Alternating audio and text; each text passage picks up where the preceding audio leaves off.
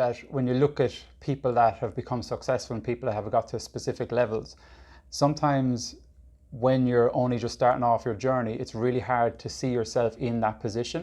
And I think a lot of people will actually look at that and think, geez, I could never get there, or I can never push myself that far. And I think a great way to look at that is you can never compare your chapter 1 to someone else's chapter 10. But for someone else to actually get to where they're at, they have to go through all those pitfalls, build themselves back up to continue to keep on moving forward. So it doesn't really matter where someone is at, you do have the ability in you to actually get there, as long as you're willing to work on yourself, progress, and keep pushing yourself forward. Yeah, the people who are, let's say, who get there, whatever getting there, because that getting there and being somewhere means different things to different people. I can speak about people who I think would be highly successful, having been highly successful in their careers, and other people may look and say, actually, I don't see anything so great about that. So it's all very relative. But what I would say is that the people who get there and the people who are at, top of the house, top of organizations, if I was to look at some of the CEOs of businesses that I've worked directly for, none of them started out their journey visualizing to become a CEO. It was about staying focused on mastering the things that they were doing, mastering even the mundane things, going from good to great. And that's a book I absolutely love. There's 2 books, Good to Great, and the second book I absolutely love is Failing Forward. So they're 2 publications that might be worth taking a look at it at some point. But it's you trying to craft out a career plan for the next 10 years is something that I would, discourage. I would say stay focused on mastering your craft at any given point in time, and the opportunities come out of you being, mastering and going from good to great and getting better and starting to show other people around you how things work and how you've been successful, irrespective of whether you're in the service industry where you're serving customers, whether you're behind a bar pulling pints, whether you're the ticket master on a train, whether you're a grad that I've just hired in human resources and you're starting to screen CVs for me, irrespective of what you're doing, the key is to focus on mastering that as quickly as you can.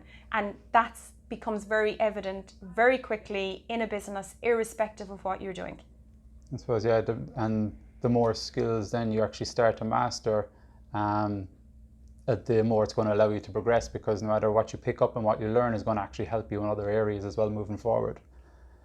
Yeah, absolutely. So not undermining the value of the work experience that you're getting. So if you're still in school, which most of you will be, if you have a summer job, if you have, part-time work at the weekend, don't ever undermine the value of that, because when you get to sit in front of HR professionals like myself at interview, and we're very nice people, you shouldn't be afraid of coming to interview, and you should really look forward to interviews and be ready to challenge us as HR professionals in terms of what we can offer you. Interview processes are a 2-way thing. It's about us evaluating you and your suitability for the job that we're trying to find the right talent for, but it's also you evaluating our organization, irrespective of, if it's a bar job you're looking for, if you're, as I said, if you're going waitressing, if you're waiting, if you're looking for a summer job on a ship, or if you just want some summer work working for Sharon, Looney, doing some filing for me.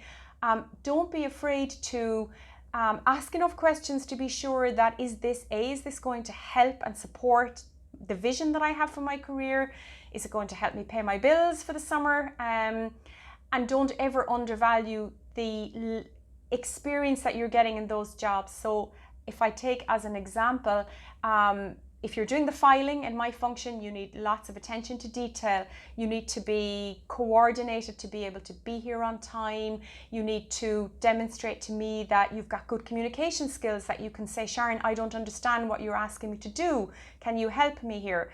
Just like when we speak about conflict resolution, if you're working in a bar, then maybe you're doing that every day without even realizing that that's what you're doing.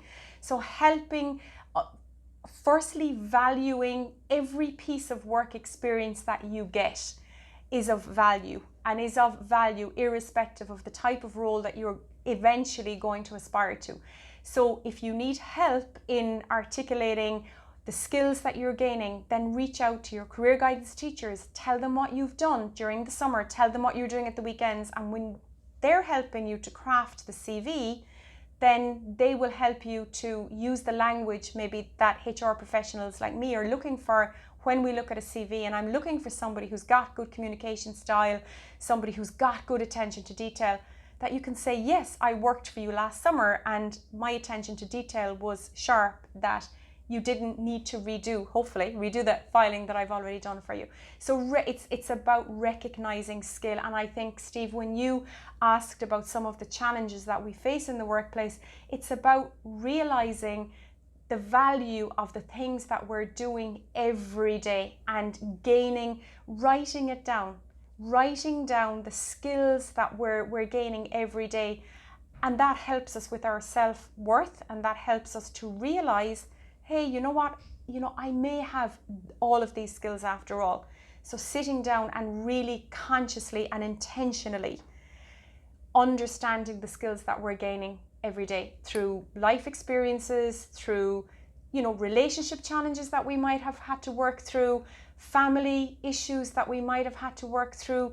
We're resolving conflict every day in our homes, with our children, with our families. Have that understanding, write those experiences down so that when it comes to understanding and trying to make some career decisions, that we can bring in the things that are relevant, and remembering that fear of the unknown, fear is just false evidence appearing as reality to us. Sharon, thank you so much. That was You're very brilliant. welcome. Guys, I hope you got a lot from that. But again, thank you for your time and thank you for sharing your words of wisdom. Very welcome. Delighted to contribute, and keep the faith, guys. Keep the faith. I was once that 14-year-old that just had no clue what I wanted to do. And so HR professionals, you will find, are very receptive people when you come into organizations.